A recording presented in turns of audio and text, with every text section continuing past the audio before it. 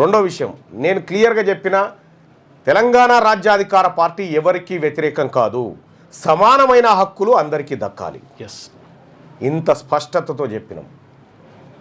So అయినా తెలంగాణ అనే పదాన్ని టీఆర్ఎస్ పార్టీ నుంచి బీఆర్ఎస్గా మార్చిన సందర్భంలో తెలంగాణను గాలికి వదిలేసి తెలంగాణ ఆత్మగౌరవాన్ని గాలికి వదిలేసినటువంటి బీఆర్ఎస్ పార్టీ సహజంగా జీర్ణించుకుంటలేదు. ఈ తెలంగాణ అనే పదం మనం తీసేయగానే బీసీలు అందుకున్నారు కదా, మళ్ళెట్లా మనం తెలంగాణ రాష్ట్రంలో 1,02,000 మంది జనాభా ఉన్న రావులు వెలమలు 1,04,000 ఉన్నోనికే గింత ఆతృతుంటే 2.5 కోట్ల మంది ఉన్న బీసీల పరిస్థితి ఏంది?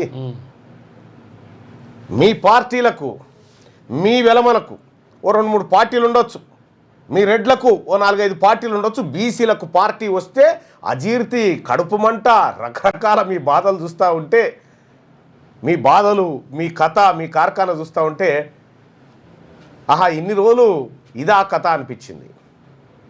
ఎస్, 100% చెప్తా ఉన్నాం, తెలంగాణ రాష్ట్రానికి చివరి ఓసీ సీఎం రేవంత్ రెడ్డే. ఇక మీరు రాసి పెట్టుకొని అయ్యే ప్రసక్తే లేదు. వచ్చేది బీసీల రాజ్యమే. తెలంగాణ రాజ్యాధికారం ఈ బీసీ ప్రజల చేతుల్లోకి రాబోతూ ఉంది తెలంగాణ రాజ్యాధికార పార్టీ తరఫున. ఇప్పటికే చాలామంది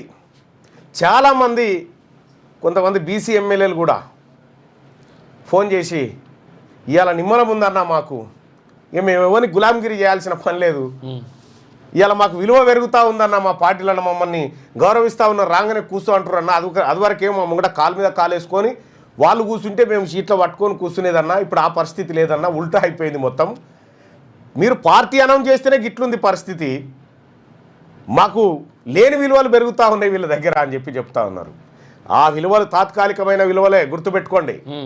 ఆ విలువలు మిమ్మల్ని తడిబట్టతో గొంతు కోసే విలువలే తప్ప కొత్త విలువలేం కాదు. వాళ్ళు ఎప్పటికీ మనోళ్ళు కాదు, మీరు గుర్తుపెట్టుకోండి. అందుకే బీసీలు తెలంగాణ రాష్ట్రంలో ఉన్న 2.5 కోట్ల మంది బీసీల ఆత్మగౌరవ పతాకమే ఇది.